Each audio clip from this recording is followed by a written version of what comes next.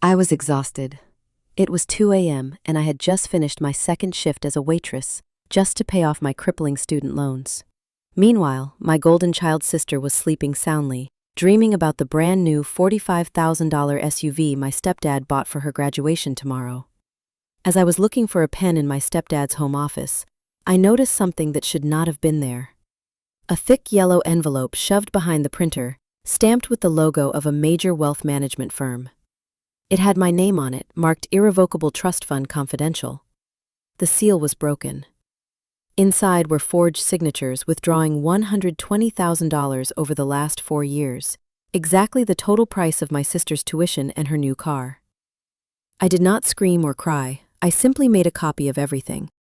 Before I tell you what the police and my lawyer did at her graduation party, please subscribe to the channel, hit like, and tell me your age and where you are listening from in the comments. I read everyone.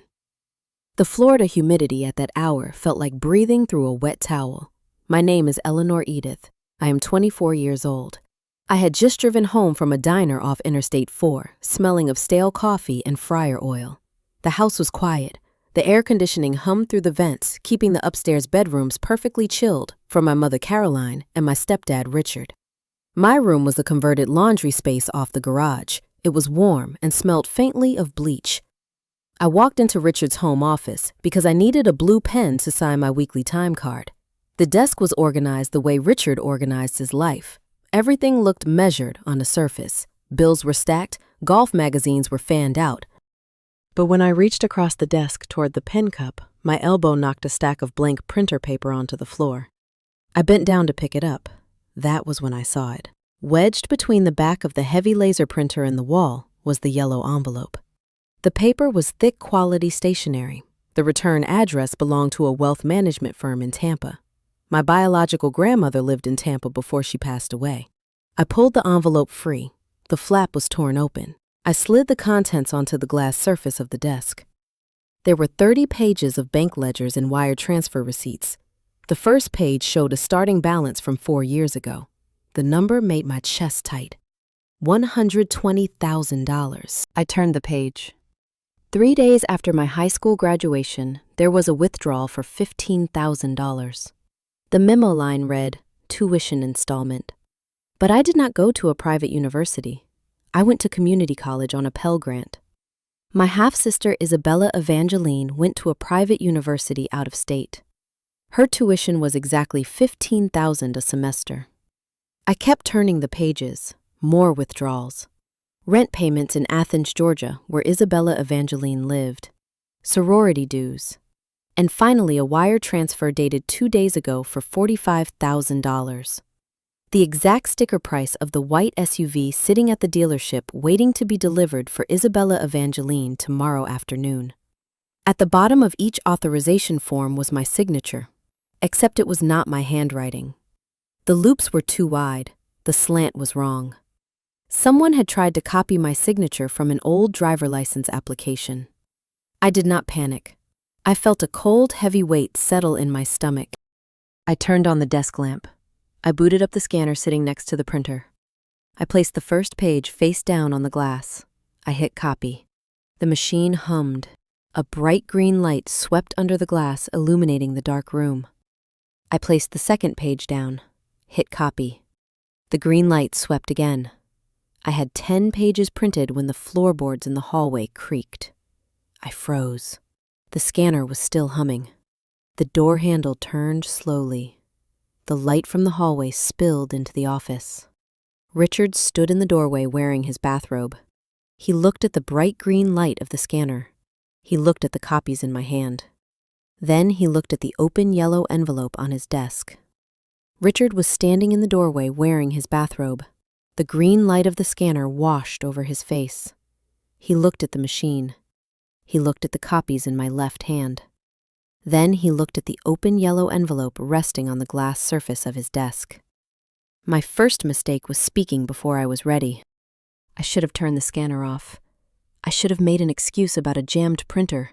Instead, I panicked. The exhaustion of a double shift stripped away my filter. I stepped backward, shoving the warm photocopies behind my back. I asked him why my signature was forged on $120,000 worth of wire transfers. I accused him of stealing. I expected him to shout. I expected the veins in his neck to bulge. He did none of those things. He smiled. It was a cold, practiced shifting of his features. A muscle ticked near his jaw, but his voice remained steady and flat. He stepped into the room and closed the door behind him. He told me I was sleep-deprived. He told me I was overreacting to old tax documents from a custodial account. His calmness was terrifying. It was the demeanor of a man who had played this scenario in his head a dozen times. He walked over to me slowly. He did not snatch the copies from behind my back. Instead, he reached past me and picked up the original yellow envelope from the desk. He walked to the corner of the office where a heavy steel box sat bolted to the floor. He pressed his right thumb against the biometric reader. A mechanical lock clicked. He placed the envelope inside, shut the heavy door, and waited for the beep. The original documents, the ink signatures, the actual proof vanished behind an inch of steel. He turned back to me and said, "Good night, Eleanor." I went back to my room off the garage. I sat on the edge of my narrow bed. I laid the 10 photocopied pages on my mattress. The toner was still faintly warm. I read every line again.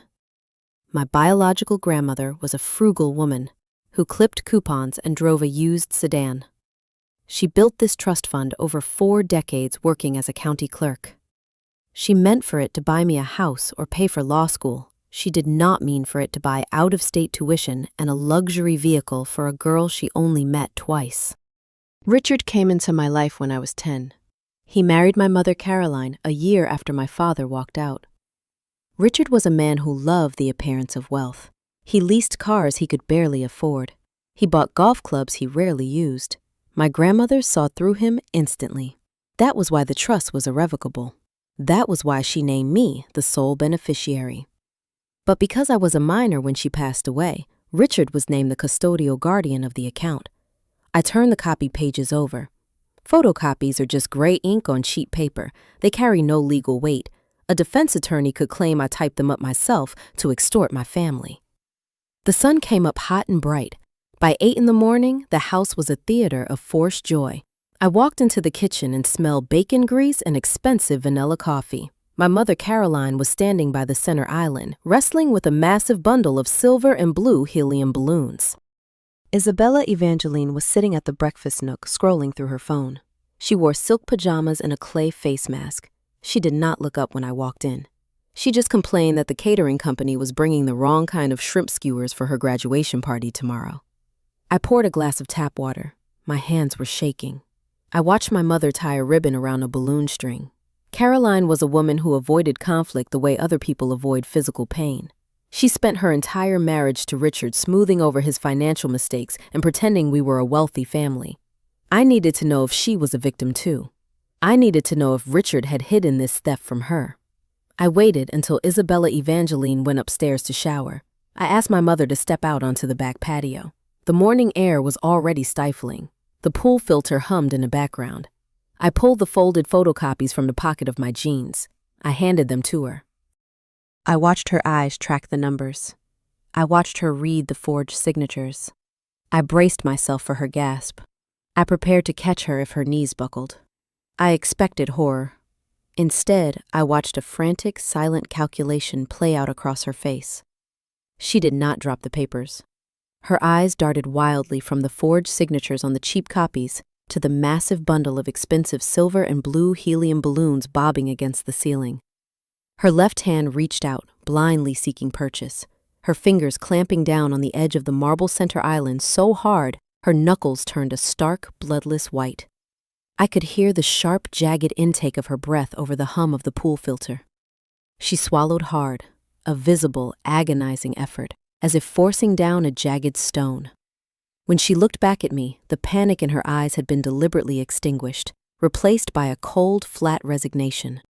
She folded the pages in half, handed them back, and glanced toward the sliding glass door to ensure Isabella Evangeline was not watching.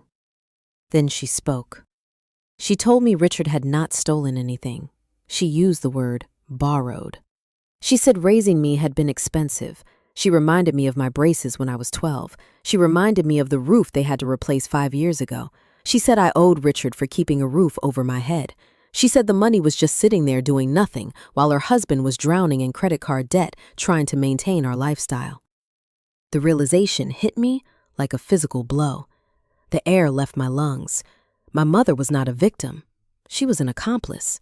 She knew the trust was being drained. She knew Richard was practicing my signature. She looked me in the eye and demanded I drop the subject. She told me to throw the copies away and put on a smile. She said I was not going to ruin Isabella Evangeline's special weekend over ancient history. She turned around and walked back into the kitchen to finish tying the balloons. I stood alone on the patio gripping 10 pages of worthless paper. I had no original documents. I had no money for a lawyer. I had a family that was united against me. And the car dealership was processing the final payment for the SUV in less than 24 hours. That afternoon, I called my manager at the diner and lied. I told him my car battery died. I could not face the smell of grease and the sight of happy families eating pancakes while my own family was actively destroying my future. I took my photocopies folded neatly into a cheap plastic folder and drove downtown. The Orlando Legal Aid Clinic was located on the ground floor of a brutalist concrete building. The waiting room smelled of floor wax and quiet desperation. I sat in a hard orange plastic chair for 3 hours. The television in the corner played muted daytime soap operas. I watched the numbers tick down on the digital cue monitor. My biological grandmother Helen was a meticulous woman. She spent 30 years cataloging deeds and property records for Hillsborough County. She understood the power of a paper trail better than anyone. When she set up my trust, she believed she had built a fortress around my financial future. She did not anticipate the quiet, insidious nature of a man like Richard. She did not foresee that the lock she put on the vault could be picked by the very person appointed to guard it. When my number finally flashed on the screen, I was led into a small windowless cubicle. The attorney sitting behind the desk looked younger than me, but his eyes carried the exhaustion of a man 50 years older. His name tag read Marcus. He offered me a paper cup of water, which I declined. I slid the plastic folder across his desk. I opened it and laid out the photocopied ledgers and the wire transfer receipts. I pointed to the forged signatures. I explained the timeline. I detailed the $45,000 SUV being delivered tomorrow. I spoke calmly, keeping my voice level. I laid out the facts like I was taking an order at the diner. Marcus listened. He did not interrupt.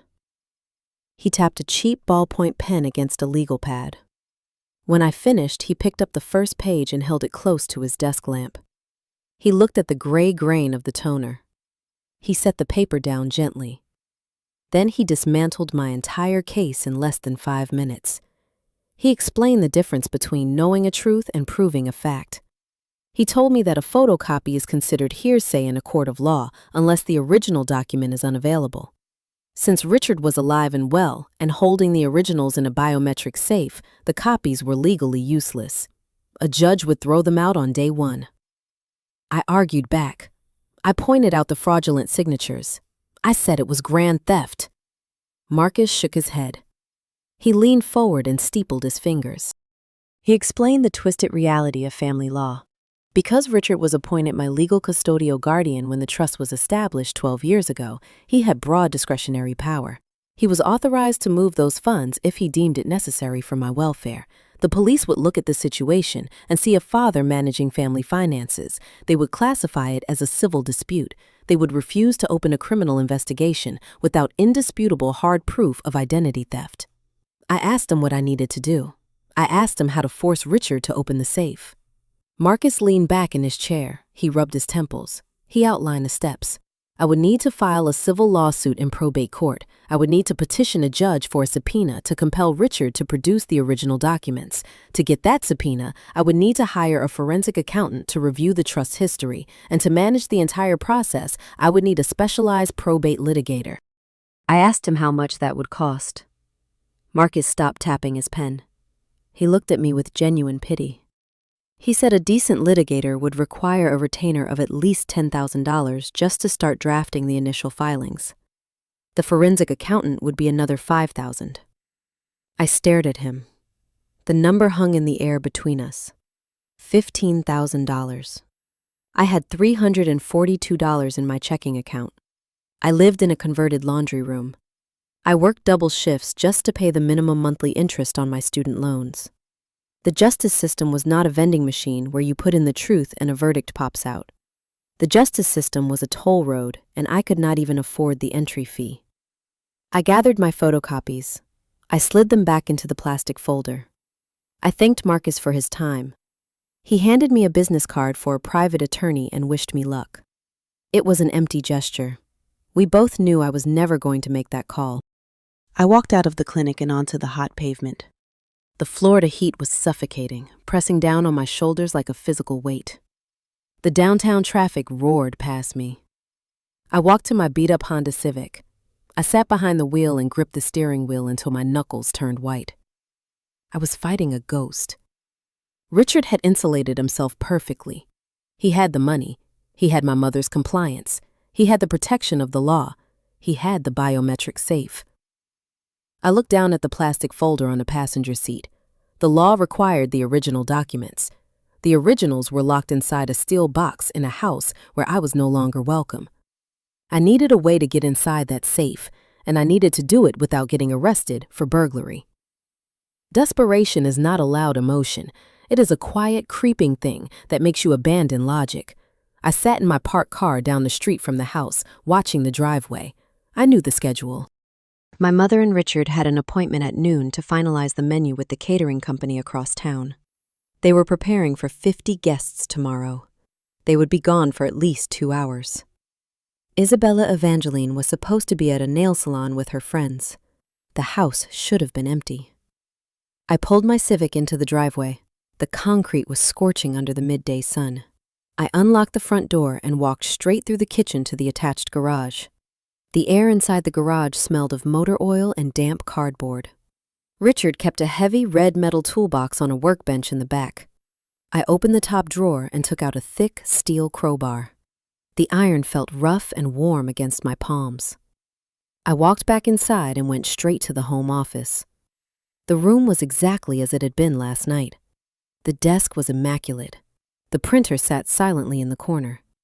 And there, bolted to the floor, was the heavy steel biometric safe, the box holding my future.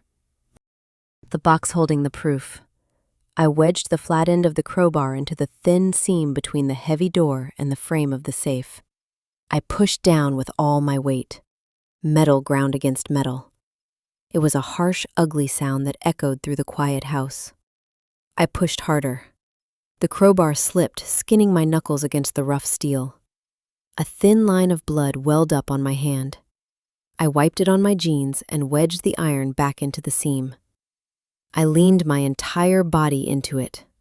The door did not yield a fraction of an inch. You cannot defeat modern engineering with a rusted piece of metal and brute force. It was a stupid, reckless plan born of exhaustion. I brought the crowbar down against the top of the safe in frustration. The loud metallic bang rang in my ears. Then I heard a throat clear behind me. I spun around, dropping the iron bar onto the carpet. Isabella Evangeline was standing in the doorway. She was wearing a matching athletic set, holding a plastic cup of iced coffee. She had always possessed an uncanny ability to move silently through the world, letting other people create the noise while she reaped the benefits. She was 5 years younger than me, but she had mastered the art of weaponized innocence. She did not ask me why my hand was bleeding. She did not ask why I was holding a crowbar over our stepfather's safe. She simply stared at me, her face blank. She pulled her phone from her pocket and dialed a number. She held the device to her ear, never breaking eye contact with me. "Dad," she said, "you need to come home right now. Eleanor is trying to break into your things." She ended the call. She took a sip of her iced coffee, turned around, and walked upstairs. I should have run. I should have walked out the front door and driven away, but I was paralyzed by the sheer magnitude of my own failure. I stood in the office, staring at the scratch marks I had left on the steel box. 20 minutes later, the heavy front door opened. Footsteps echoed in the foyer. Richard and Caroline appeared in the doorway of the office. Richard took in the scene instantly. He saw the dropped crowbar. He saw my bleeding hand. He saw the gouge in the paint on his safe. He did not lose his temper. A lesser man would have yelled. Richard was far more dangerous. He played his part flawlessly. His shoulders slumped. His face softened into a mask of profound sorrow. He turned to my mother and spoke in a low, gentle voice. "Caroline, I am so sorry." I did not want to believe it. My mother looked at me. Her eyes were wide, filled with a mixture of fear and embarrassment. "What are you doing?" she whispered. I tried to speak. I tried to remind her of the photocopies I had shown her that morning. I pointed at the safe and told her the truth was locked inside. But Richard stepped between us. He shook his head slowly. "Eleanor," he said softly, "we know you are struggling. Working 2 jobs is too much for anyone. The stress is breaking your mind. You are hallucinating things. You are confused about your finances, and now you are trying to steal from us." He was building a narrative in real time. He was taking my exhaustion, my poverty, and my mistakes and weaving them into a straitjacket. He looked at my mother and delivered the final blow. "I cannot have this instability in my home, Caroline. Not with Isabella Evangeline graduating tomorrow. It is not safe." I looked at the woman who gave birth to me. I waited for her to defend me. I waited for her to remember the forged signatures she had seen with her own eyes just hours ago. Caroline looked at the crowbar. She looked at Richard. She chose the path of least resistance.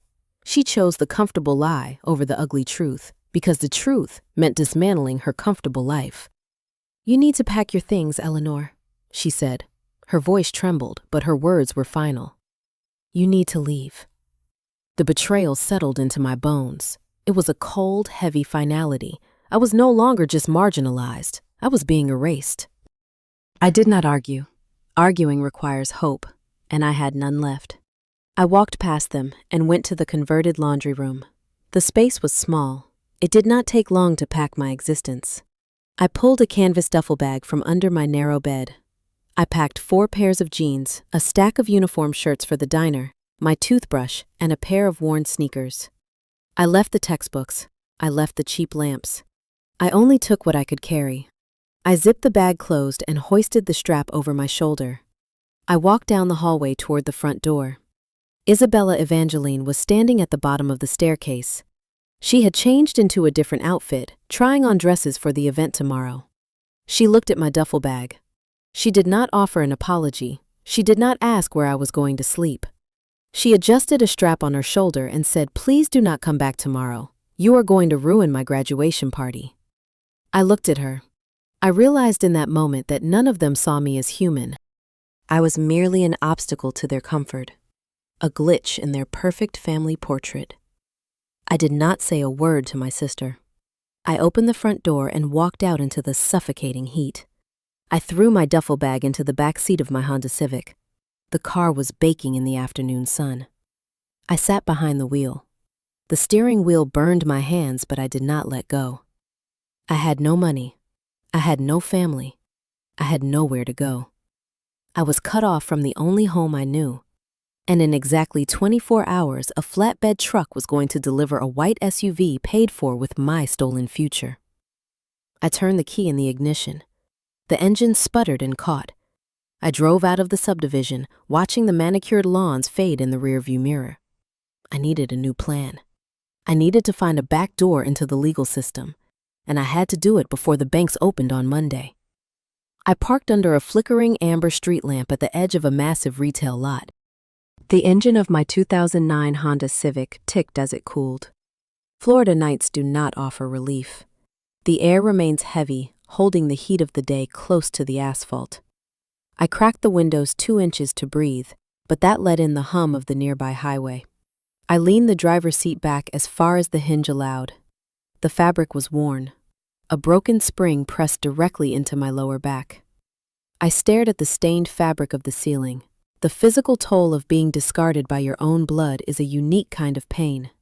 It does not feel like sadness. It feels like gravity. Everything is heavier. Lifting my hand to check my phone required effort. The battery icon glowed red at 14%. I opened my banking application. The screen illuminated the dark cabin. Checking account balance $342.15. Savings account 0. Sleep was a fragmented series of micronaps interrupted by the sound of passing sirens or the fear of a security parking guard tapping on the glass. When the sun broke over the horizon, it brought immediate blistering heat. My neck was stiff, my shoulders ached from the tension. I drove to a nearby gas station, purchased a black coffee, and used the public restroom to wash my face. I splashed cold water over my eyes. I changed into my polyester diner uniform in the cramped stall. The fabric smelled faintly of yesterday grease. I looked at the mirror over the sink. The reflection staring back had dark circles under her eyes. The knuckles on her right hand were bruised purple and red from striking the metal safe. I drove to the diner for my morning shift. The restaurant was a chrome and neon relic situated off the interstate. The bell above the door chimed constantly. I carried trays of heavy ceramic plates. I poured hot coffee. I watched families sit in vinyl booths. Fathers cutting pancakes for their daughters. Mothers wiping syrup off toddlers' chins. People who looked at each other with actual care. Each interaction felt like a small surgical cut. My body moved through the practiced motions of serving food while my mind calculated the impending disaster. Tomorrow at noon, a dealership truck was delivering a luxury vehicle purchased with my stolen future. I felt hollowed out, a walking ghost serving eggs to the living. By 10 in the morning, the breakfast rush thinned out. The bell chimed and Mrs. Higgins walked through the double doors. She was a regular, a retired paralegal who lived in a condominium complex a mile down the road.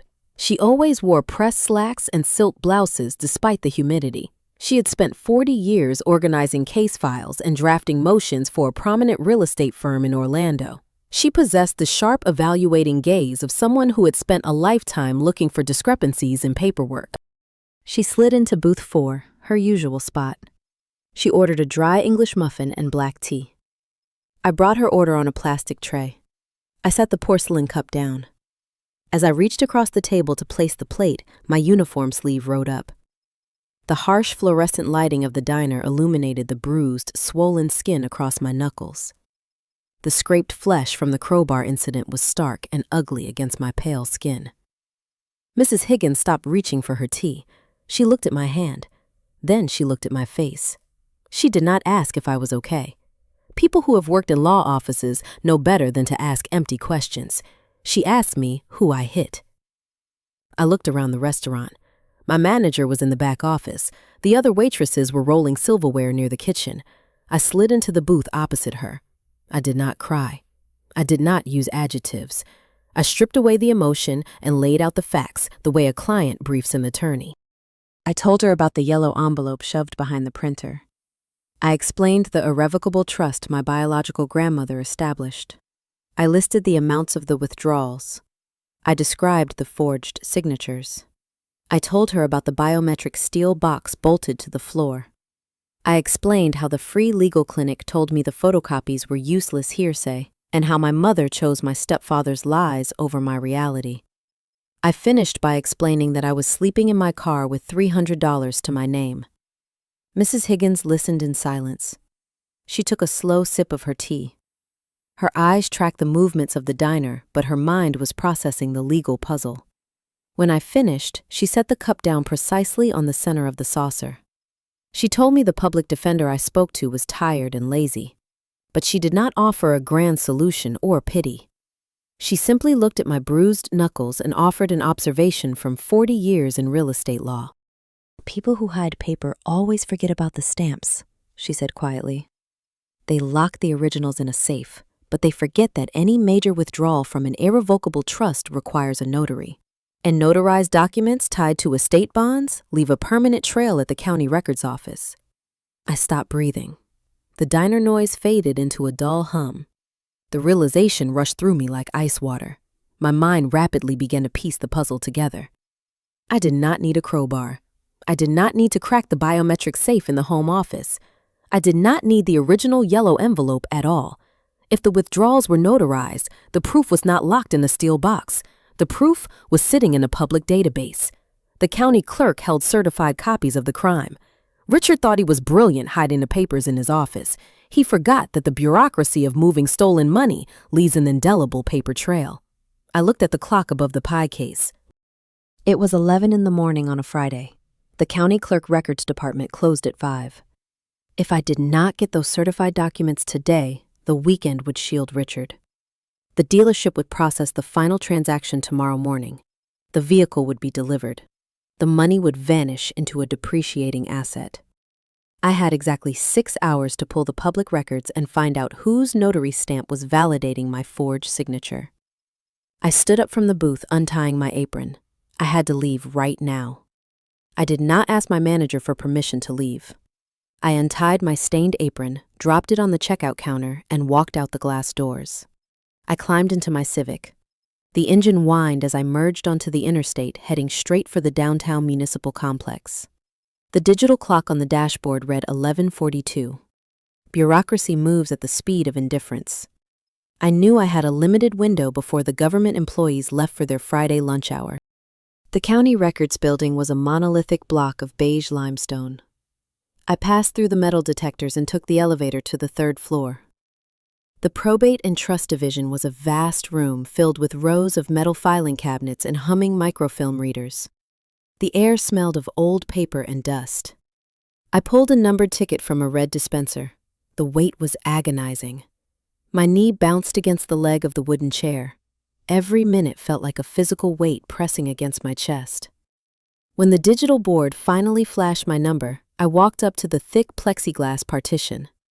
The clerk behind the counter was a woman in her late 50s, wearing reading glasses on a beaded chain.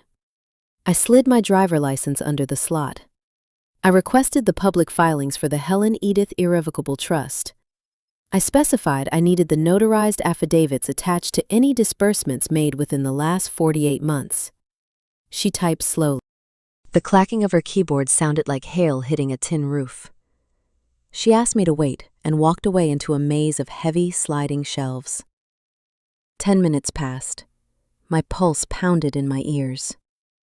I watched the second hand on the wall clock sweep in slow, deliberate circles. She returned carrying a brown accordion folder. She explained that recent documents were digitized, but the older ones from 4 years ago had to be pulled from the microfiche archive. She pointed me toward a reading station in the corner of the room. I sat down at the machine. It was an antiquated piece of equipment with a glowing square screen and a crank handle. I fed the film strip into the slot. I turned the handle slowly. Blurry white text on a black background scrolled past my eyes. Property deeds, liens, mortgages. I kept scrolling. Then the name jumped out. Helen Edith. I stopped. I adjusted the focus dial. The document sharpened into view. It was a sworn affidavit of custodial necessity. The document claimed the beneficiary, meaning me, required immediate funds for educational expenses. Below the typed paragraph was a signature line. There was my name, signed in that same wide slanted handwriting I had seen in Richard's office. The forgery. But my eyes moved lower. Below the forged signature was the state notary seal, the official stamp that legalized the theft. I read the name printed inside the circular seal. David Vance. My breath caught in my throat. I stared at the screen. The name was not a random functionary at a bank. It was not a stranger. David Vance was a local commercial real estate broker. He was also Richard's regular golfing partner at the country club. The man had sat at our dining room table during Thanksgiving dinner 3 years ago. He had eaten the turkey my mother roasted. He had asked me about my college courses. He had smiled at me while knowing his official state seal was validating the systemic theft of my inheritance. The forgery was not an isolated act of desperation by a financially strained stepfather. It was a coordinated felony executed by 2 men who believed they were immune to consequences. They used the legal system as a weapon against a girl they thought was too poor and too exhausted to fight back.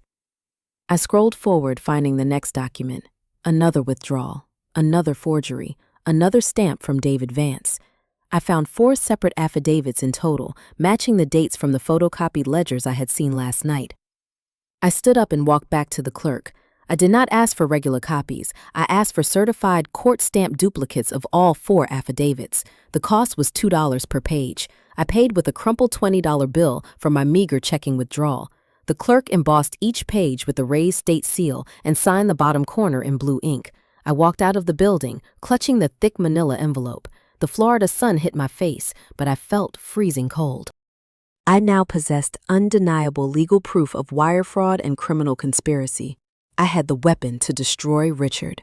I sat in my car and dialed the non-emergency line for the local police department.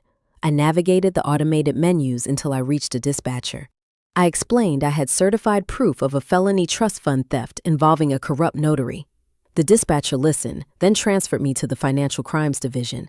The phone rang 10 times before a recorded voicemail answered. It stated the Detective Bureau was closed for the weekend and would resume normal hours on Tuesday morning. I dropped the phone onto the passenger seat. Tuesday morning. Richard was transferring the final $45,000 payment to the auto dealership tomorrow at noon. By Tuesday, the money would be legally converted into a depreciating asset owned by an out-of-state bank. The funds would be gone forever. My grandmother's legacy would be driving my sister around a college campus. I looked down at the certified papers in my lap. I could not wait for the police. I could not wait for a prosecutor. If the legal system was closed for the weekend, I had to force the issue myself. I could not touch Richard directly. He would just call my mother and play the victim again. But David Vance had a lot more to lose. A real estate broker caught committing notary fraud would lose his license, his career, and his freedom. I started the engine. I typed the address of David Vance's commercial real estate office into my phone. I was going to walk into his business and lay the certified documents on his desk. I was going to force him to choose between his golf buddy and a federal prison cell. David Vance operated his commercial real estate brokerage out of a renovated strip mall in Winter Park. The office was sleek, polished concrete floors, frosted glass partitions, a receptionist sitting behind a white quartz desk typing on a slim keyboard. The air conditioning was set low enough to require a sweater. I walked through the glass double doors, still wearing my polyester diner uniform. The fabric felt greasy and heavy against my skin, but I stood straight. The receptionist looked up her eyes, dropping to the stained hem of my apron before darting back to my face. She asked if I had an appointment. I did not answer her. I walked past the desk and straight toward the corner office. The door was open. David Vance was sitting behind a massive walnut desk, talking on a headset. He looked older than I remembered from that Thanksgiving dinner 3 years ago. His hair was thinning. He wore a crisp blue dress shirt unbuttoned at the collar. He glanced up as I stepped into the room. He frowned, raising a finger to tell me to wait. I closed the heavy wooden door behind me. The noise from the reception area vanished. The silence in the office was thick. David ended his call and pulled the headset off.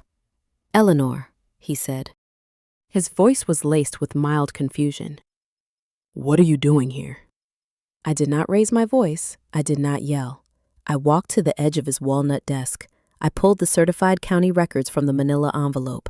I laid the 4 documents flat on the polished wood. I pushed them toward him. I made sure the embossed state seals caught the overhead lighting. "I am here about my grandmother's trust fund," I said. My voice was calm, level. It was the tone of someone stating the weather. David looked at the papers. He did not touch them.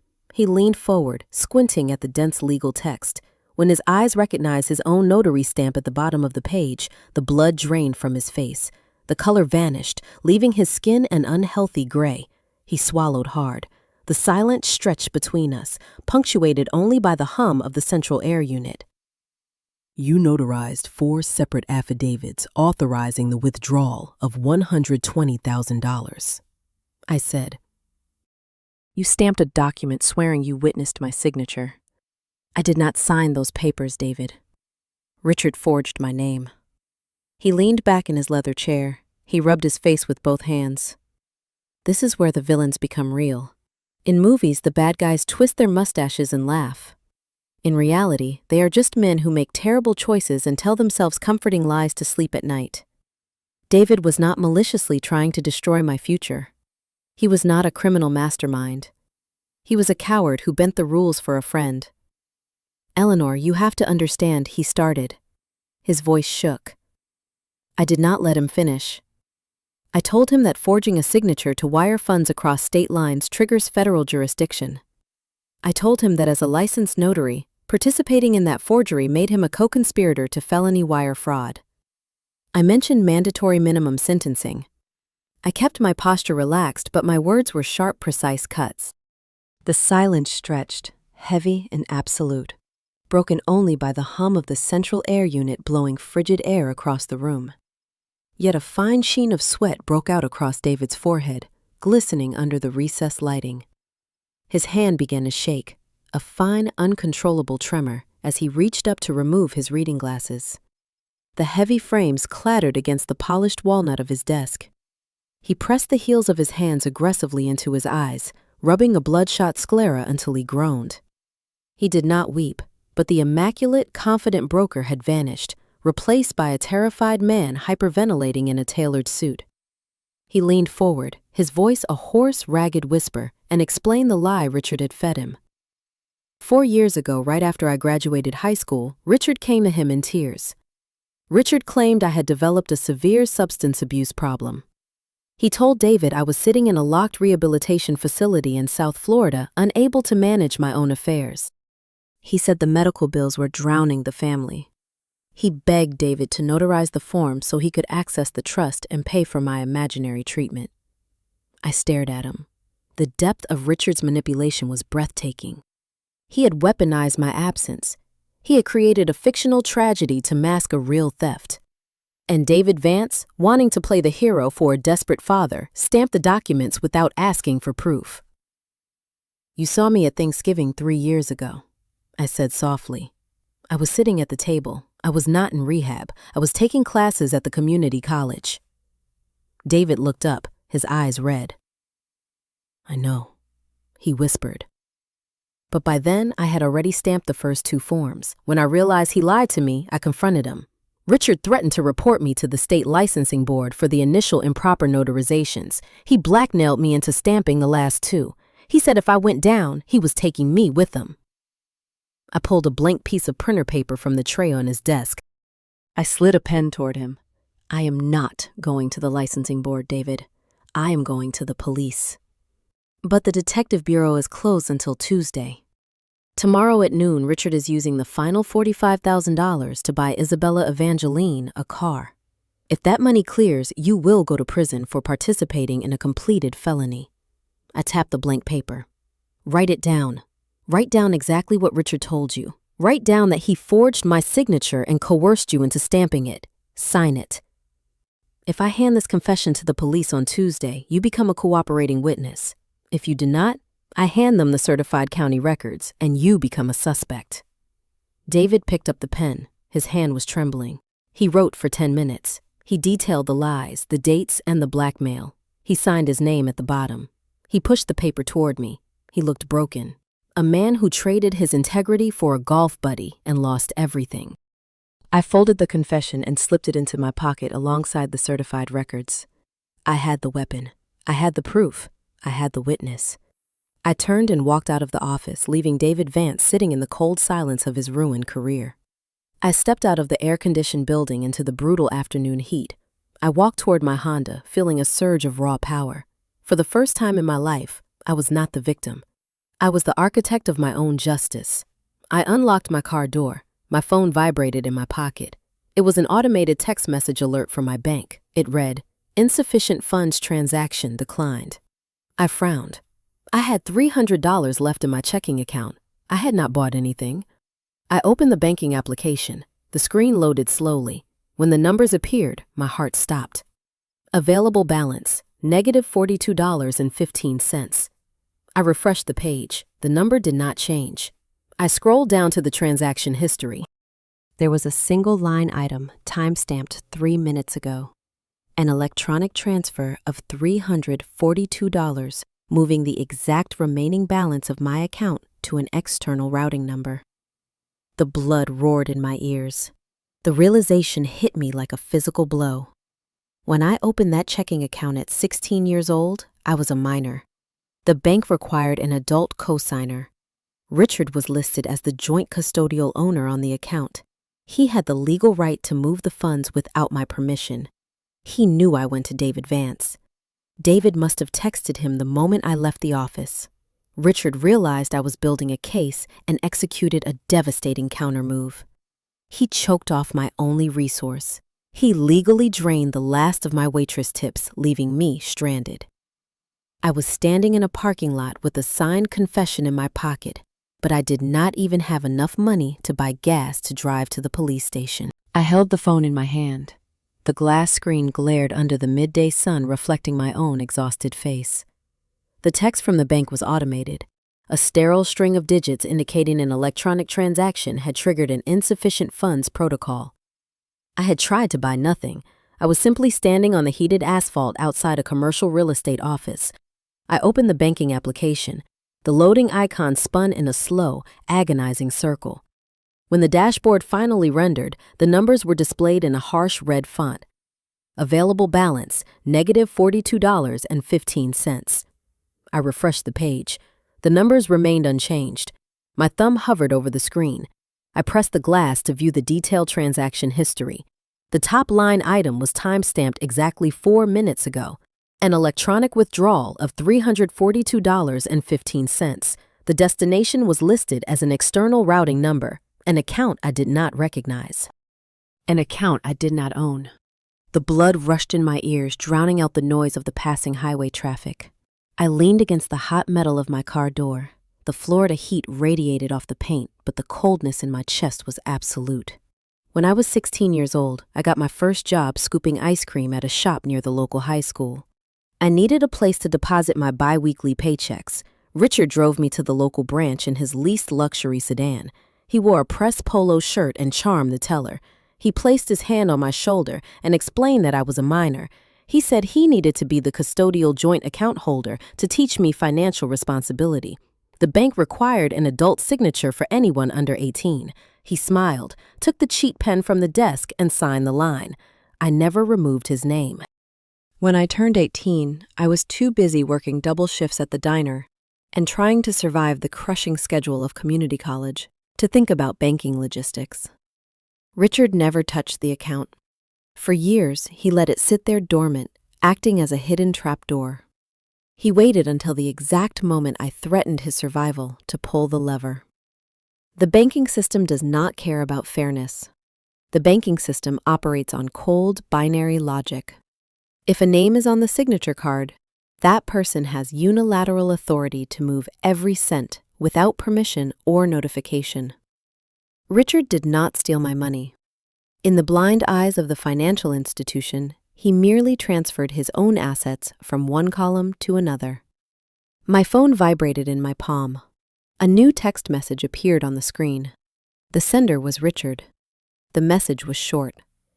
Actions have consequences, L. Do not come tomorrow. He was not angry. He was not lashing out in a blind rage. The text was a calculated chess move. He knew I had visited David Vance. David must have called him the second I walked out of the real estate office. Richard realized I was gathering concrete evidence. He knew I had the certified county records and the confession. So he executed a surgical strike against my supply lines. He drained my waitress tips, leaving me financially paralyzed. He wanted me to know that he controlled the board. I opened the driver's side door and sat behind the steering wheel. The interior of the Honda was an oven. The steering wheel burned my hands. I turned the key in the ignition. The engine turned over with a rough mechanical cough before settling into an uneven idle. On the dashboard, a small amber light illuminated, the low fuel indicator. The physical needle rested firmly on the red line. I sat there and calculated the distance. The police headquarters was 12 miles away on the other side of downtown Orlando. My car air conditioning was broken. I had a handwritten confession from a corrupt notary in my pocket and certified proof of felony forgery in a manila envelope. But a Friday afternoon at the Financial Crimes Division meant dealing with a tired desk sergeant. That sergeant would look at my cheap polyester diner uniform. They would see my bruised knuckles from the crowbar. They would run my background and see a negative bank balance. They would see a disgruntled daughter involved in a domestic civil dispute. They would tell me to file a paper report and wait for a detective to call me next week. By next week, the $45,000 wire transfer would clear. The auto dealership would hand the keys to my sister. The money would dissolve into the ether, converted into a depreciating asset owned by a bank in Georgia. I needed someone who understood the architecture of the theft. I needed the man Mrs. Higgins told me about at the diner, Marcus Davis. The aggressive probate litigator who did not accept excuses and did not play nice with opposing counsel. But lawyers of that caliber do not work on contingency for complex family trust disputes. They require a retainer. They require hard currency to file emergency injunctions and bypass the bureaucratic waiting periods. I sat in the sweltering heat gripping the steering wheel. I owed the bank $42 for the privilege of being robbed by my own stepfather. I had no paper cash. I had no credit cards. My canvas duffel bag sitting in the back seat contained nothing but worn clothes and a plastic toothbrush. My hands squeezed the steering wheel harder. As my fingers tightened, the harsh sunlight caught a flash of deep blue light on my right hand. I looked down. On my ring finger was a piece of vintage jewelry, a sapphire set in an intricate woven gold band. My biological grandmother Helen wore it every day of her life. She bought it for herself at a pawn shop in the 1970s after her first husband walked out. She used to tell me that a woman should always own one beautiful thing that no man could ever take away. When I was 17, she took it off her hand and placed it on mine. She told me to save it for a rainy day. She died 3 months later. It was the only piece of genuine value I possessed. It was the only physical connection I had left to the woman who tried to secure my future. I stared at the dark blue stone. The gold band felt heavy against my skin. It held memories of Helen sitting at her kitchen table drinking black tea and explaining how compound interest worked. It held the faint phantom smell of her lavender soap. It held the physical weight of her love. If I kept the ring, I would keep my memory of her intact, but I would lose the trust fund she spent 40 years building for me. Richard would win. Isabella Evangeline would drive away in her new car. The forgery would stand, and I would spend the next decade working double shifts to survive. I reached over and turned off the engine to save the remaining fumes in the gas tank. I pulled my phone up and opened a map application. I typed in the words, pawnbroker. A list of locations populated the screen. The closest shop was 3 miles away, a straight shot down the avenue. I looked at the sapphire one last time. I twisted the gold band. It slid off my finger with a slight friction. The skin underneath was pale, a stark white ghost of the jewelry I had worn for 7 years. I dropped the ring into the plastic cup holder. It made a sharp, hollow clinking sound. I shifted the car into drive. The engine hummed, pulling me forward. The choice was made. You cannot fight a war without funding. Richard thought he had stripped me of all my resources. He forgot that desperation creates its own currency. I was going to sell my past to buy an executioner. The gas gauge needle rested a fraction of a millimeter below the red empty line. My Honda shuddered as I navigated the downtown Tampa streets, pulling into a narrow parking space in front of a high-end estate jeweler and pawnbroker. The storefront did not have neon signs or barred windows. It featured a discreet black awning and a heavy reinforced glass door. I pushed the door open. The air conditioning inside was sharp enough to raise goosebumps on my arms. The showroom was silent. Glass display cases lined the walls, resting on thick carpets. A man in a tailored gray suit stood behind a velvet presentation mat. He looked at my wrinkled diner uniform. He noted my bruised knuckles. He did not smile. He simply asked how he could assist me. I reached into my pocket. My fingers traced the familiar woven gold one last time, absorbing the faint lingering warmth of my own body heat trapped in the metal. I pulled my hand out and placed my grandmother's sapphire ring on the black velvet presentation mat. As I set it down, my knuckles inadvertently brushed against the glass of the countertop. It was freezing, a sharp, sterile cold that shocked my skin, a brutal contrast to the warm, heavy heirloom I was surrendering. The band caught the recessed halogen lighting, the deep blue stone pulling the light into its depths like a drowning breath. The broker picked it up. He screwed a jeweler loop into his right eye and turned the ring slowly under a high-intensity desk lamp. The silence stretched. I knew the history of that stone. I knew it was an untreated Ceylon sapphire. I knew a specialty auction house would appraise it at over $25,000. He lowered the loop. He placed the ring back on the velvet. He steepled his fingers and looked at me with the detached gaze of a man who buys tragedy at a discount. He offered me $2,500. It was an insult. A calculated, predatory lowball designed to test my desperation. A woman walking into an estate jeweler on a Friday afternoon, wearing a stained uniform, is a woman who needs cash before the weekend. I did not negotiate. Haggling requires leverage and time. I had neither. I just nodded. He opened a heavy steel drawer and counted out 25 crisp $100 bills. He slid a transfer of ownership form across the freezing glass. I signed my name. I took the stack of currency. I did not let myself look back at the ring. I turned and walked out the heavy glass doors, leaving the last piece of my grandmother sitting in a stranger's vault. My bare finger felt unnaturally light, but the phantom weight of the gold band burned against my skin. A branding iron of my own making, fueling a cold, compressed rage that finally eclipsed my grief. I walked 2 blocks north. The Florida sun baked the pavement. The heat radiating from the concrete felt heavy. I counted the building numbers until I reached a towering structure of dark, mirrored glass. The directory in the lobby listed Davis & Associates on the 14th floor. I rode the elevator up. The doors parted to reveal a reception area paneled in dark mahogany. The floors were polished marble. A receptionist sitting behind a massive desk looked up from her dual monitors. She possessed the same evaluating stare as the pawnbroker.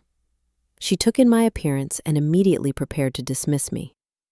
She opened her mouth to tell me the attorneys were unavailable without an appointment. I walked straight to her desk. I pulled the stack of $100 bills from my pocket and set them on the marble surface. The green paper looked jarring against the dark stone. Next to the money, I placed the manila envelope containing the certified county records and the folded sheet of printer paper holding David Vance's confession.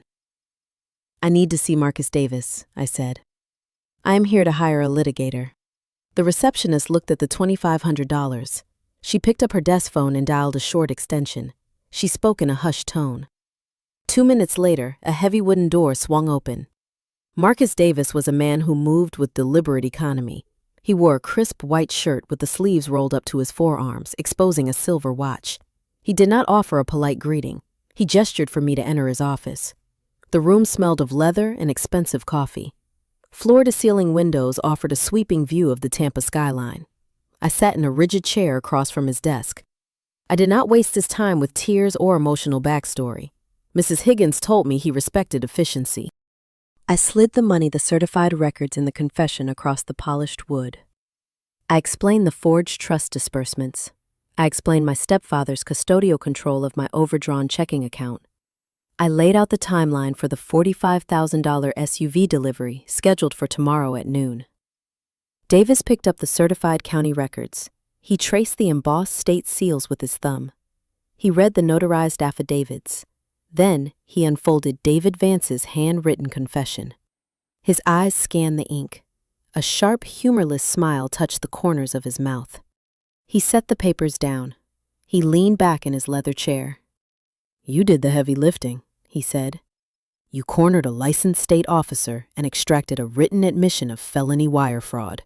As a civil matter, this is a slam dunk. We can file an emergency injunction in probate court on Monday morning. We can freeze Richard's assets. We can compel the restoration of the trust fund." He tapped his pen against the confession. But civil courts move at the speed of paperwork. They do not operate on weekends. If your goal is to stop that vehicle from rolling into the driveway tomorrow at noon, a civil injunction will not help you. The dealership is processing the wire transfer tonight. Once the bank clears the funds across state lines, recovering the cash becomes a logistical nightmare, spanning multiple jurisdictions. He leaned forward, resting his forearms on the desk. "To stop the delivery, we need criminal intervention. We need a badge to walk up that driveway." Police departments hate stepping into family financial disputes. They call it a civil matter to avoid the paperwork. But you brought me a signed confession from a co-conspirator. That upgrades this from a messy family argument to a documented financial crime. Davis picked up his phone. He dialed a private number. He put the call on speaker. It rang 3 times before a gruff voice answered. Detective Harris, Financial Crimes. Davis introduced himself. He gave the detective a concise 30-second briefing of the evidence sitting on his desk. He mentioned the fraudulent notary stamp. He mentioned the pending out-of-state wire transfer to the auto dealership. Harris sighed through the speaker. Send me the scans, Davis. But even with a confession, securing a warrant before a holiday weekend is tight. The judge leaves the courthouse at 5. Give me the dealership name and the purchaser information. I will run a background trace on the vehicle financing contract to see how the transfer was structured. Davis muted the microphone. He looked at me. What dealership is delivering the car? I gave him the name of the luxury auto group located in northern Orlando. I gave him Richard's full legal name and date of birth. Davis unmuted the phone and relayed the information. He instructed Harris to pull the dealer registration records. We waited in silence. Davis began scanning the county records into his secure terminal. 5 minutes passed. The quiet hum of the air conditioning filled the expansive office. The speakerphone crackled. Detective Harris cleared his throat. The timbre of his voice had shifted. The bureaucratic exhaustion was gone, replaced by the sharp, clipped tone of a cop looking at a fresh crime scene. Davis, we have a significant escalation here, the detective said. I just pulled the pending contract from the dealership portal. The cash wire transfer from the trust only covered the down payment. The remaining balance of the vehicle is financed. Davis frowned. Richard financed the rest under his own name. No, Harris replied. Richard's credit is destroyed. He has 2 recent defaults on his public record. He could not secure a loan for a bicycle. I felt a sudden chill run down my spine. The leather chair felt uncomfortably cold. Harris continued reading from his screen. The primary applicant on the auto loan is Eleanor Edith. The dealership ran a hard credit inquiry yesterday afternoon. The loan was approved using her Social Security number. The vehicle titled the debt, the liability.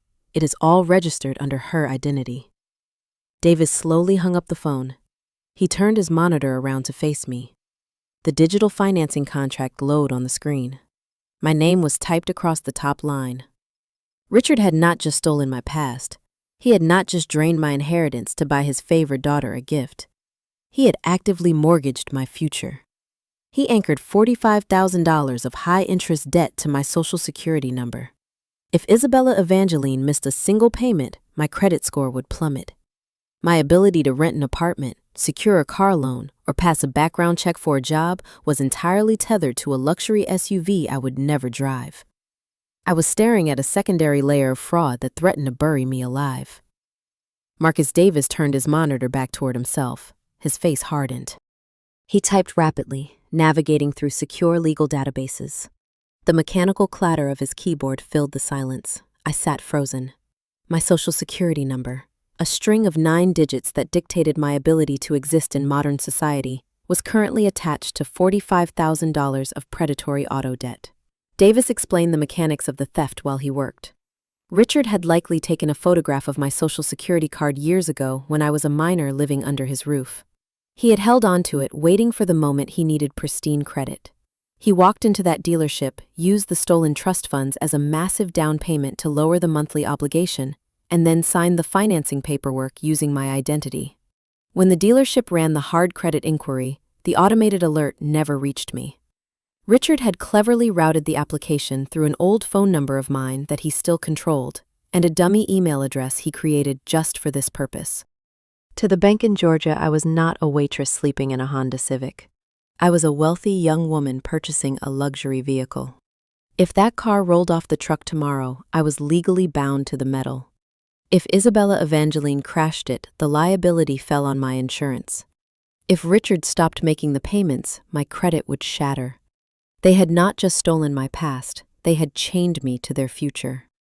Davis printed the contract documents. He stacked them next to David Vance's confession. We have the motive, the means, and the execution, he said quietly. This is no longer a family dispute. This is federal wire fraud and aggravated identity theft.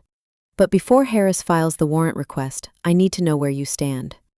Once this machinery starts moving, you cannot stop it. The police will not care if he is your stepfather. They will not care if it ruins a graduation party. If I give Harris the green light, Richard is going to face a mandatory minimum sentence. He leaned back and looked at me. Are you prepared to send him to prison? I looked at the stack of papers. A lingering thread of guilt tugged at my chest. Not for Richard, but for my mother, Caroline, and for Isabella Evangeline. My sister was vain and oblivious, but she was only 19. I wondered if she truly understood the depth of Richard's crimes. Did she know her graduation gift was bought with my stolen future? Or was she just a pawn, a sheltered girl who thought her father was a successful businessman? I pulled my phone from my pocket. The battery was at 8%. I opened my messages. I had not spoken directly to Isabella Evangeline since she walked past me on the stairs earlier today, holding her iced coffee and telling me not to ruin her party. I typed a single text message. Isabella Evangeline, do you know whose name is on the loan for your new SUV? I hit send. I watched the delivery status change to read. I watched the 3 gray dots appear indicating she was typing. Isabella Evangeline was born 5 years after Richard married my mother. She grew up in a different house than I did. I grew up in an apartment with peeling paint. She grew up in a subdivision with manicured lawns and a community pool. She never knew the anxiety of an overdrawn checking account. She never had to choose between buying textbooks or buying groceries. Richard shielded her from the financial reality of his failures while quietly cannibalizing my resources to fund her illusions. The 3 dots vanished. A new text bubble appeared. Dad said he just needed your social for the credit check, Elle. The message read, do not be jealous just because I am graduating and getting a nice gift. You always ruin everything. Just let it go. I read the words twice. The air left my lungs, but it was not from shock. It was from an absolute chilling clarity. She knew. She might not have understood the legal definition of identity theft, but she knew her father was using my name and my credit to buy her a car. She knew I was working double shifts. She knew I was sleeping in a converted laundry room. And she did not care. She did not care how the sausage was made, as long as she was handed the keys tomorrow afternoon. She viewed my identity as a natural resource for her to harvest. She viewed my anger as jealousy. She viewed my destruction as an inconvenience. The last thread of familial guilt snapped. It did not break with a loud noise. It dissolved silently, like ash in the wind. I was no longer fighting my family. I was fighting parasites. I set the phone face down on the mahogany desk. I looked up at Marcus Davis. Burn it down, I said. Davis did not smile. He simply nodded. He picked up the desk phone and dialed Detective Harris back. He bypassed the pleasantries. Harris, he said, we have confirmation of the identity theft. The victim is authorizing full prosecution. Proceed with the warrant application. The voice on the speakerphone sounded tight. I am drafting the probable cause affidavit now, Harris replied. But we have a logistical nightmare. It is 3 o'clock on a Friday. Getting a federal magistrate to sign a felony arrest warrant right before a holiday weekend is going to take a miracle. The judges are already leaving the courthouse. Davis leaned forward. Find a judge who is working late. Call in a favor. If that car is delivered tomorrow at noon, the dealership files the final paperwork. The loan executes. The funds clear. If we arrest him on Monday, the damage to my client's credit is already done, and reversing it will take years of litigation. Harris sighed heavily.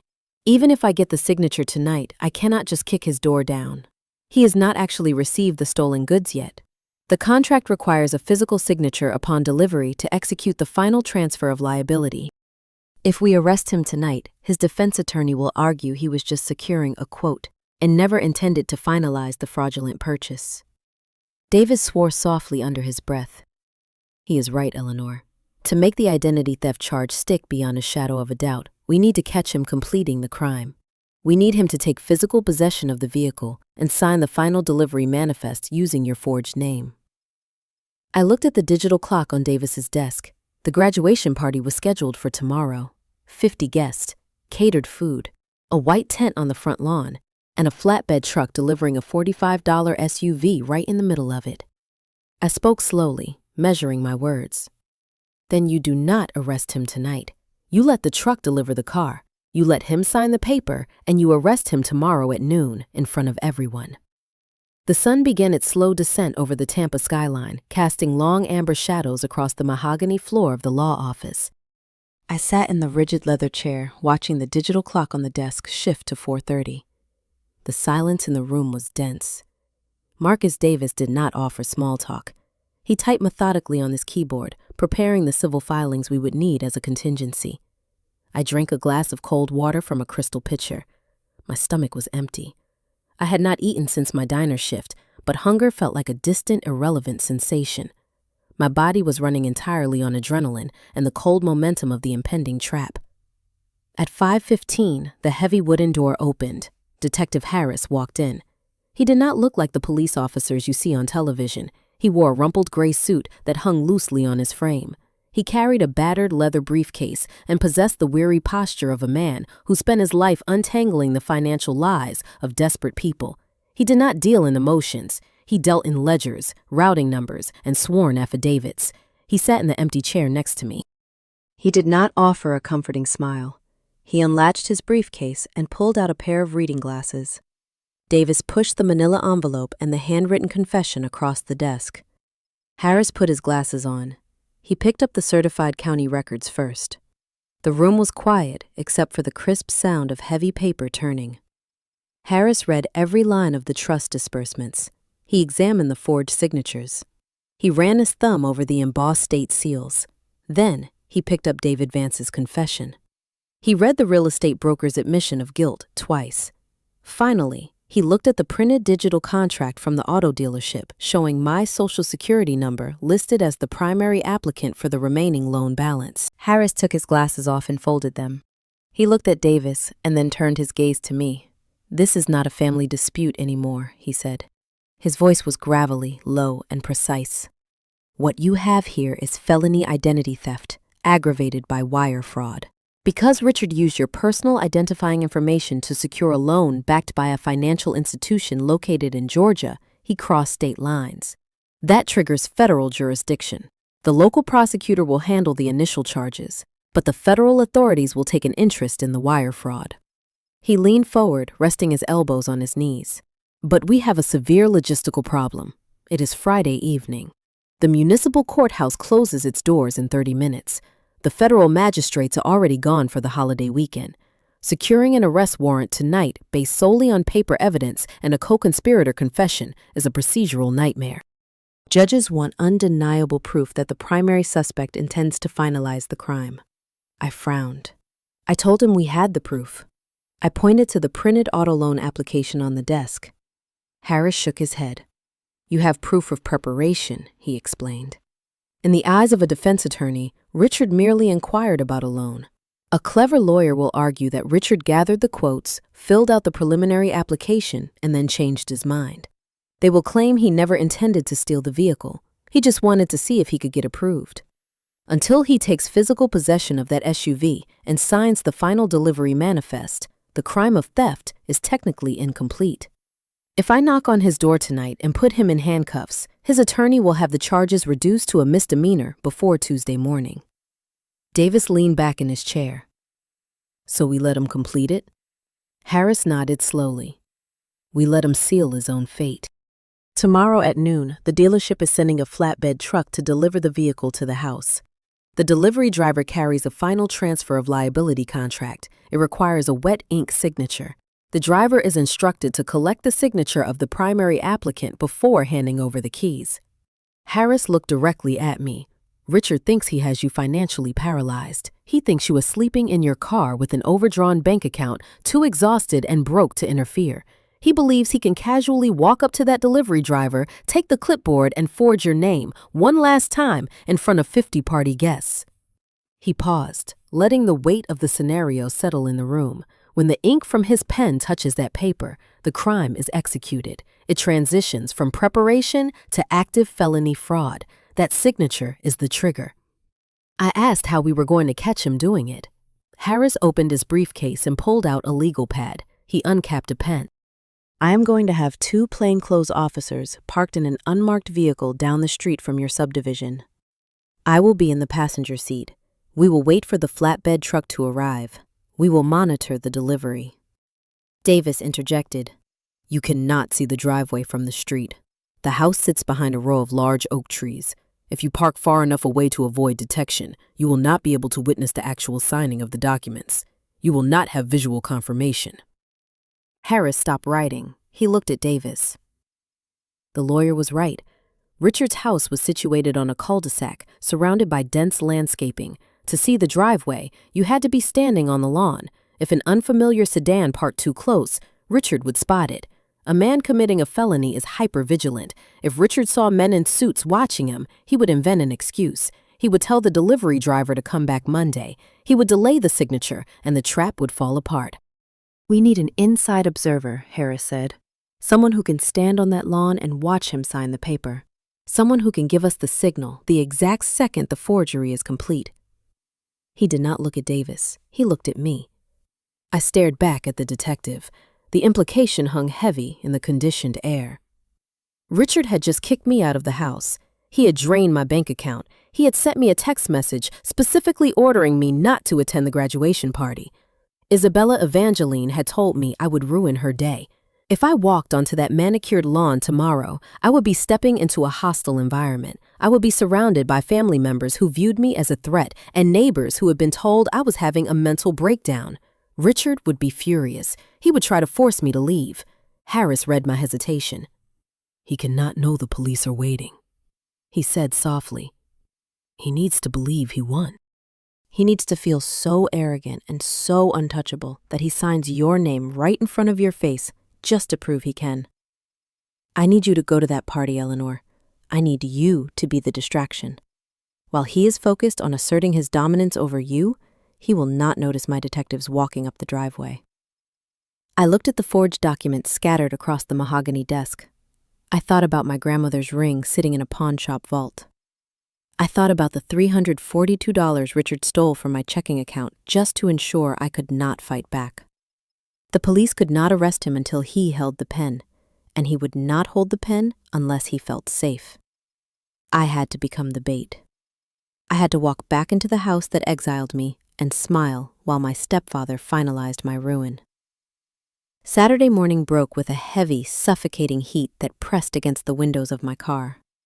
I woke up in the backseat of the Honda with my knees pulled tightly to my chest. My neck was severely stiff.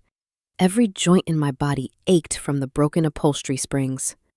The dashboard clock read 7 in the morning. I sat up and looked out at the vast, empty expanse of the retail parking lot. The sun was already glaring off the asphalt. The air inside the cabin was stale, holding the lingering scent of old coffee and exhaustion. I turned the ignition key.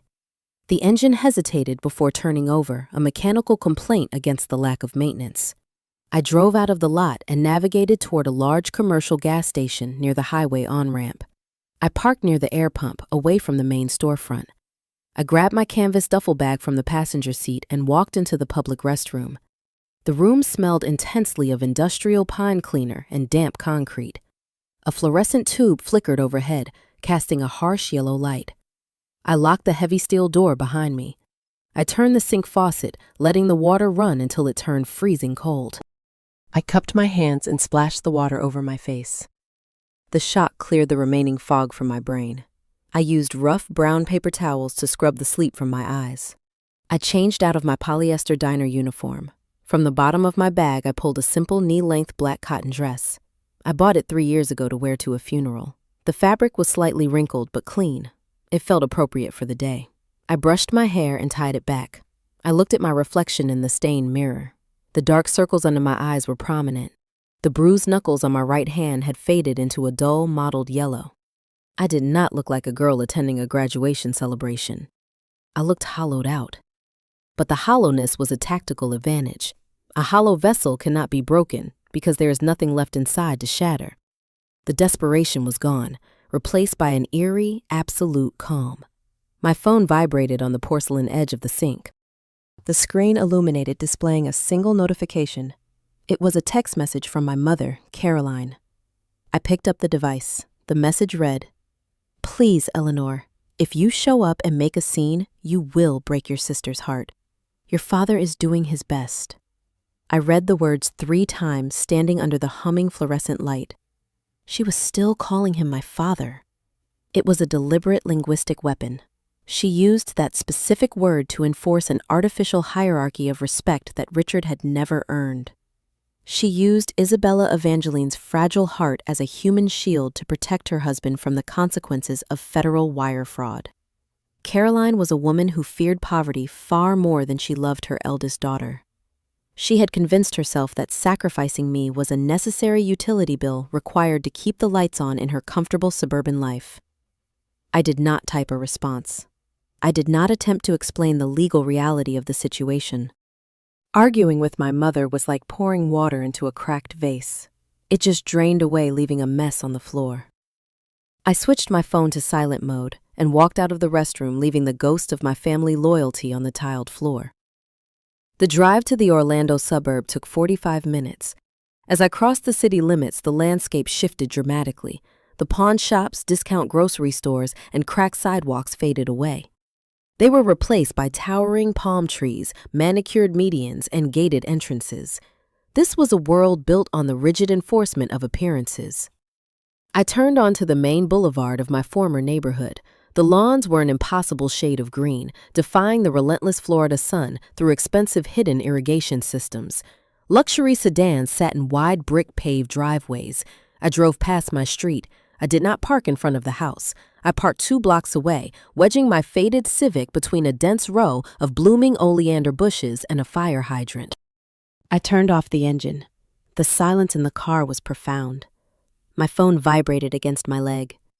It was an unknown number, but I recognized the Orlando area code. I answered the call, holding the phone to my ear.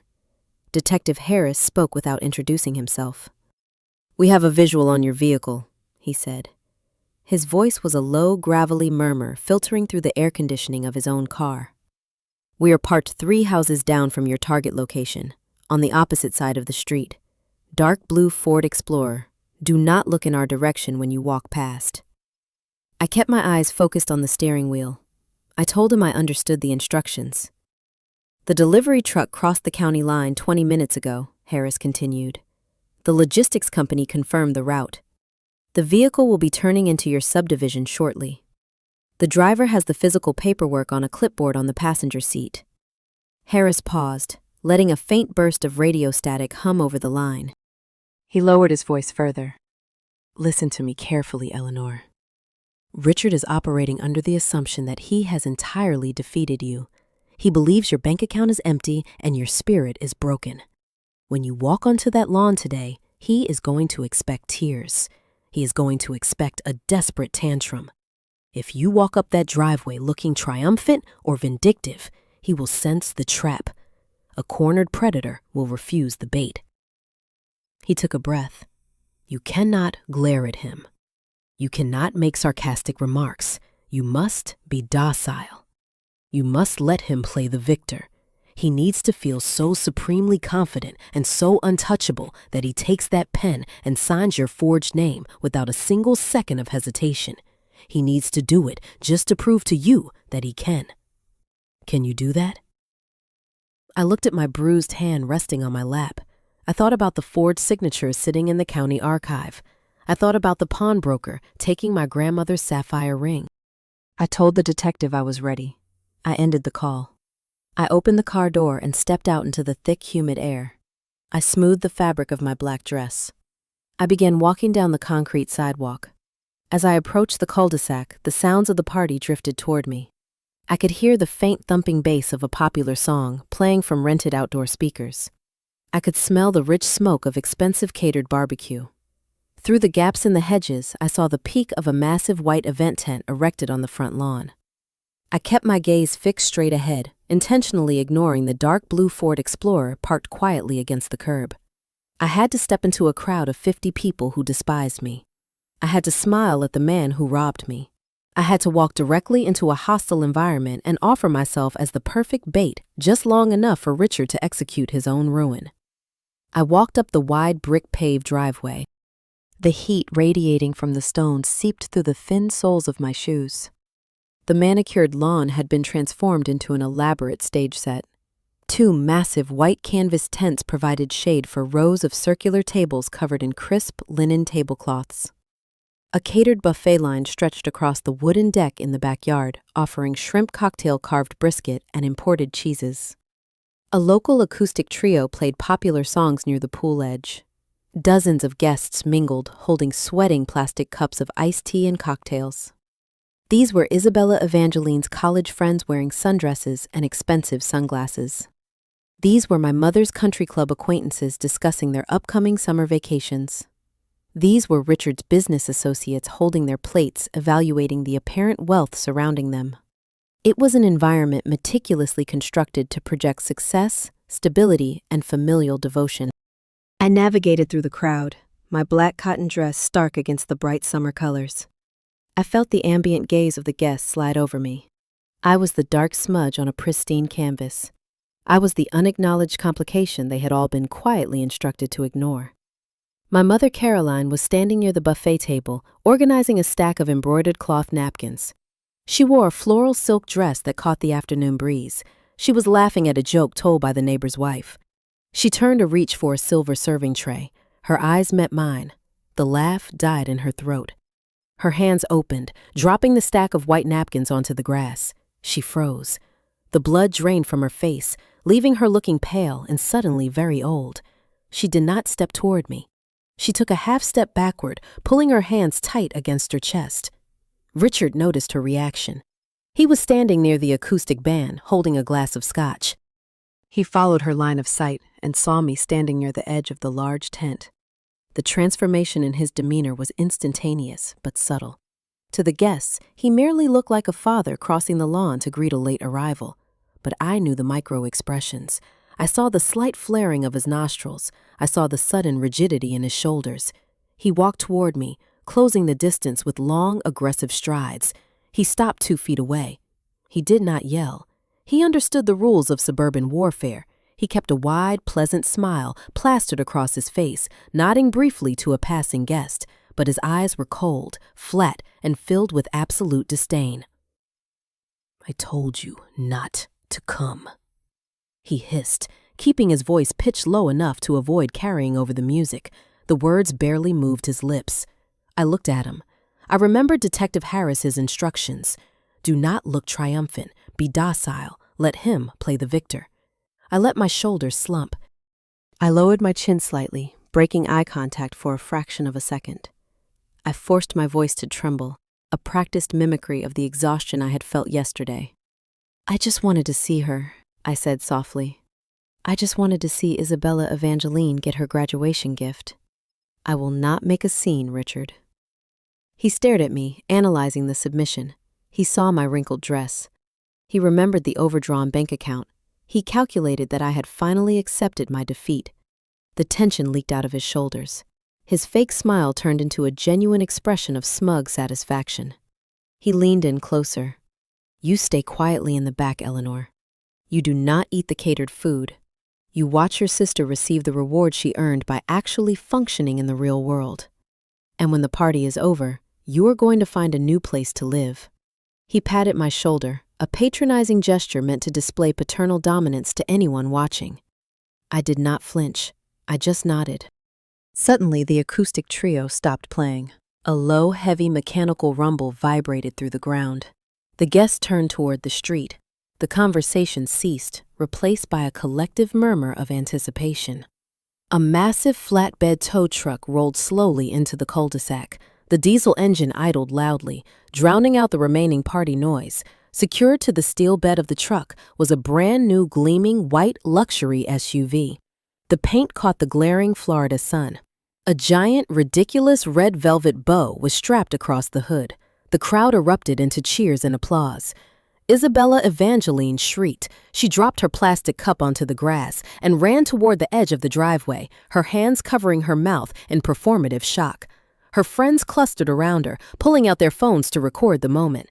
My mother, Caroline, rushed forward, wiping tears of manufactured joy from her eyes. She hugged Isabella Evangeline, pointing at the white vehicle. Richard puffed out his chest.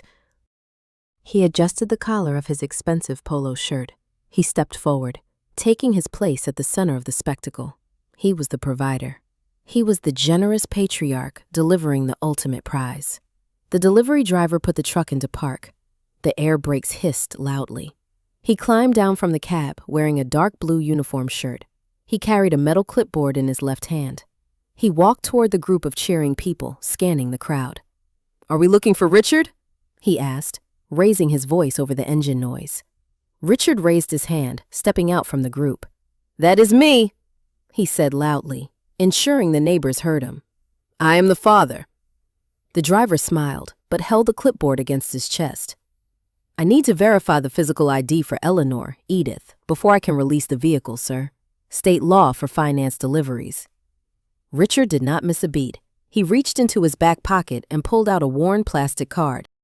"My eldest daughter is tied up inside, entertaining guests," he said smoothly, handing over the card. "But here is her old driver license. I am handling the paperwork for her so she can surprise her sister. Isabella Evangeline." The driver glanced at my old ID, the same one Richard had used to trace my signature. He nodded, satisfied, and handed the clipboard and a pen to Richard. "I just need a signature on the final delivery manifest, sir," the driver said. "It finalizes the transfer of liability and executes the financing contract. Just sign on the highlighted line at the bottom." Richard took the clipboard. He held the pen poised over the paper. I stood 10 feet away, watching him. My heart pounded against my ribs. He was not just signing a delivery form. He was signing a forged auto loan application tied directly to my stolen Social Security number. He was completing the final requirement for felony wire fraud. The trap was set. The bait was taken. Richard lowered the pen toward the yellow highlighted line. He was seconds away from signing his own prison sentence. Richard held the pen. The delivery driver stood patiently on the sweltering brick driveway, pointing to the highlighted yellow line at the bottom of the thick paper contract. The driver was a young man wearing a high-visibility vest over a light blue uniform shirt. He wiped a bead of sweat from his forehead with the back of his hand. He looked down at the printed name under the signature line and then looked up at the man standing in front of him.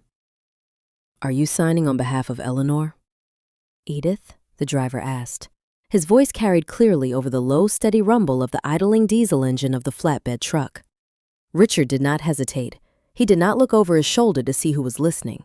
His arrogance was his defining feature, a blind spot that prevented him from seeing the machinery moving against him.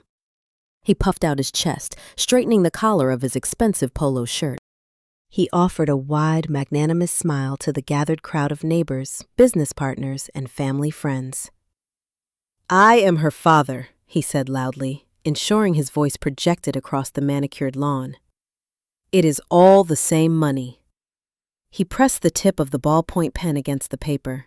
He moved his hand in a swift, practiced motion, recreating the wide, slanted loops of my signature. He had practiced it so many times on the trust withdrawal forms that the muscle memory was flawless. He drew the final curve of the letter H and handed the metal clipboard back to the delivery driver. The ink was barely dry. The crime was no longer a theoretical plan. It was no longer a digital quote floating in a dealership database. It was a completed federal offense documented in permanent blue ink on a legally binding vehicle delivery manifest. The trap snapped shut. I stepped out from the shadow of the white event tent. My shoes made no sound on the thick grass. I did not scream. I did not throw my arms in the air or shout accusations. I walked with the steady, measured pace of a person who has already won a war no one else knew was happening. My black cotton dress stood in stark contrast to the bright floral patterns worn by the party guests. I reached into the pocket of my dress. I pulled out my Florida State identification card. The plastic was warm against my fingers. I bypassed Richard entirely and walked straight up to the delivery driver.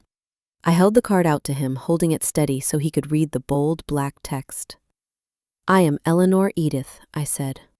My voice was calm and level. It did not shake. "I did not sign that document. That signature is a forgery, and the Social Security number attached to that financing contract is stolen." The delivery driver stopped smiling. The relaxed posture of a man finishing his afternoon route vanished. He looked at my face. He looked at the photograph on the identification card. He looked down at the clipboard in his hands. The heavy diesel engine of the tow truck continued to idle, but the immediate vicinity around the driveway went dead silent. The acoustic band playing near the pool edge finished a chord and abruptly stopped. The ambient murmur of 50 people holding plastic cups of iced tea evaporated. Richard reacted with the instinct of a cornered salesman. He let out a loud, hollow, nervous laugh. He reached his hand out, attempting to grasp my shoulder to physically herd me away from the driver. "She is confused," he said, his voice pitching slightly higher than normal. He looked at the surrounding guests, trying to pull them into his manufactured reality. "She has been under a lot of stress lately, working late hours. We are handling this internally. Just process the paperwork, son." He did not get to finish his sentence. 2 men were walking up the brick-paved driveway. They did not use sirens. They did not run or shout commands. Detective Harris and his partner moved with the heavy, inevitable momentum of the legal system. They wore plain, unwrinkled suits. The afternoon sun glinted off the gold shield clipped to Harris' leather belt. Harris walked directly to the delivery driver. He did not introduce himself. He gently pulled the metal clipboard from the young man's hands. He looked at the fresh blue ink on the signature line. He looked at the printed name at the top of the contract. He nodded once, a silent confirmation that the elements of the crime were fully present. Harris turned to Richard. He did not yell. He did not read him his rights like officers do in television procedurals. He simply reached to the back of his belt and pulled out a pair of steel handcuffs. The metal clinked sharply in the quiet, heavy air. "Richard, put your hands behind your back," Harris said quietly. The facade shattered. It was a brutal physical collapse. Richard's shoulders caved inward. The forced, arrogant smile vanished, leaving his mouth hanging open in slack-jawed terror. The color drained rapidly from his face, leaving his skin a sickly mottled gray. He took a stumbling step backward, his leather dress shoes scraping harshly against the brick driveway. "What is this?" he stammered. His voice was thin, lacking all the authoritative resonance he had projected seconds earlier. "You have no jurisdiction here. This is a private residence. This is a family matter." Harris' partner stepped behind Richard. He grabbed Richard's right wrist and wrenched it backward with practiced mechanical efficiency. Richard let out a sharp gasp of pain. The officer pushed him forward, pressing his chest flat against the gleaming white side of the brand-new luxury SUV. The heat radiating off the vehicle paint made Richard flinch. The metal of the handcuffs clicked loudly, ratcheting tight around his wrists. Richard panicked. The psychological walls of his carefully constructed life crumbled, exposing the frightened thief hiding underneath. He twisted his neck, looking wildly at the crowd, searching for an ally. His eyes landed on my mother. "Caroline," he pleaded, his voice cracking. "Caroline, tell them. Tell them about the expenses. Tell them how much it cost to run this house and pay for the country club. She is an ungrateful child. I was just moving family assets to cover our debts. Tell them I had to do it." My mother stood frozen near the buffet line. She still held a silver serving spoon in her right hand. The catered barbecue smoked gently on the table beside her. She did not step forward to defend him. She did not speak. She stared at the steel handcuffs glinting against her husband's back. The reality she had spent years avoiding was now standing on her front lawn, wearing a badge and pressing her husband against a car he bought with stolen money. The guests began to physically recoil. The country club acquaintances and business partners took synchronized steps backward, distancing themselves from the contagion of a felony arrest. A woman in a yellow sundress covered her mouth. The silence among the crowd was absolute, broken only by Richard's frantic babbling and the heavy breathing of the officers searching his pockets. Harris pulled Richard's wallet and phone from his slacks. He turned to me. The detective face was devoid of malice or triumph. He was simply processing a crime scene. "We have the suspect in custody," he said. "The vehicle remains property of the dealership until the fraud investigation clears." I looked past the detective. Isabella Evangeline stood near the front bumper of the flatbed truck. The giant red velvet bow cast a shadow over her face. She was not looking at her father. She was not crying over the sight of him in handcuffs. She was looking at the delivery driver, who was now backing away toward the cab of his truck, shaking his head. She realized the keys were not going to be handed over. The car was not hers. The realization of her own material loss hit her harder than the destruction of her family. The immediate, devastating fallout rippled across the manicured lawn as the antagonist's reality collapsed in front of the entire family. There was no cinematic applause. Real life does not operate like a movie where the bystanders cheer for the righteous victim. When the steel doors of the unmarked police cruiser slammed shut, sealing Richard inside, the only sound remaining was the hydraulic whine of the flatbed tow truck. The delivery driver had retreated to his cab. He pulled the heavy metal levers engaging the winch. The steel cables groaned, pulling the white luxury vehicle backward onto the inclined ramp. That was when my sister finally reacted. Isabella Evangeline did not scream because her father was sitting in the back of a police car facing federal charges. She screamed because the thick nylon straps were securing the tires of her graduation gift to a departing truck. She ran toward the driveway, yelling at the driver to stop crying about her ruined weekend. Her grief was entirely transactional. She mourned the leather seats and the dashboard screen, not the man who had just destroyed his life to buy them for her. I turned to look at my mother. Caroline had collapsed into a white resin folding chair near the buffet table. The catered brisket was growing cold under the Florida sun. The ice in the plastic cups was melting into tepid water. The guests, the business partners, and the country club acquaintances were already backing away toward their parked cars. They moved with quiet urgency, desperate to escape the blast radius of a public scandal. Caroline did not look at them. She did not look at the police cruiser pulling away from the curb. And she refused to look at me. She sat with her hands pressed over her face, weeping into the humid air. She was mourning the death of her carefully constructed suburban illusion. I did not walk over to her. I did not offer an apology or demand an explanation. There was nothing left to say. The architecture of their lies had collapsed, and I was not going to help them sift through the rubble. I turned my back on the manicured lawn, the white tents, and the weeping women. I walked down the hot asphalt street toward my parked Honda Civic. Success in reality rarely feels like a victory. It feels like climbing out of the wreckage of a severe car crash. You are bruised, you are exhausted, and you are just grateful to be breathing. The justice system grinds forward with a slow, mechanical certainty. I did not attend Richard's federal court hearings. I did not need to watch his illusion be dismantled. The paper trail was impenetrable, and the signed delivery manifest was absolute. Faced with a mandatory 15-year sentence, he surrendered, pleading guilty to wire fraud and aggravated identity theft. The judge ordered full financial restitution.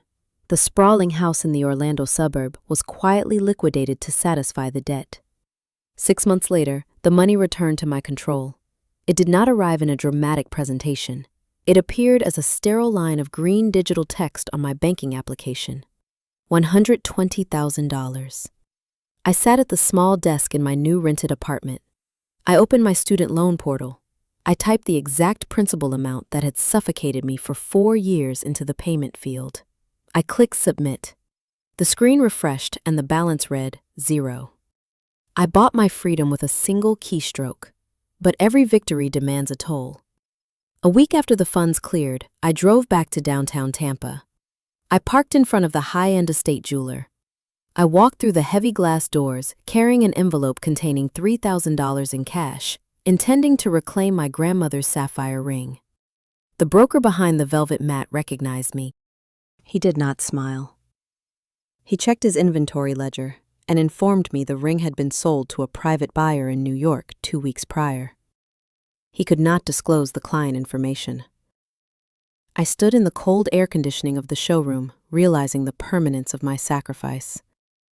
I had traded the only physical memory of the woman who loved me to purchase the sword that cut me free. I walked out of the store with a heavy chest. The ring was gone forever. It was the brutal, irreversible cost of survival. The human cost was equally permanent. My mother and sister moved into a small apartment on the outskirts of the city. They blocked my phone number. They blocked me on every social platform. Through the strange grapevine of extended family, I learned they had rewritten the narrative of that day. In their version of reality, Richard was a flawed but loving provider who made a minor clerical error. I was the vindictive, unstable daughter who dragged the police into a private family matter out of pure spite. They chose the comforting warmth of their victimhood over the cold reality of his crimes. They needed a villain to explain their sudden poverty, and I was the easiest target.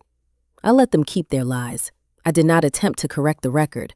Defending the truth to people committed to misunderstanding you is a waste of breath. I went back to the diner on a Tuesday morning. I did not go to the kitchen to tie an apron around my waist. I walked to booth 4, Mrs. Higgins' usual spot. I sat down on a vinyl cushion. I ordered a dry English muffin and a cup of black coffee. The waitress who served me was a girl I used to train. She smiled and poured the dark liquid into the thick porcelain mug. I looked out the large glass window at the highway traffic rushing past. I had no family to visit for the holidays. I had no childhood home to return to. I was entirely alone in the world. But as I lifted the warm ceramic mug to my lips and took a sip of the bitter coffee, I noticed the silence in my own mind. The anxiety that used to sit heavy on my chest was gone. The frantic calculation of survival had vanished. I was alone, but I was unburdened. I realized sitting in that booth that I was no longer carrying the weight of their secrets, their debts, or their expectations. I was finally just me. If you have ever had to walk away from the people who were supposed to protect you, if you have ever had to choose your own survival over the comfort of a toxic family, I want to hear your story. Tell me in the comments the moment you realized you had to let them go. And if you want more stories about quiet justice and fighting back when the odds are against you, please subscribe so you will know when I post next. Thank you for staying with me.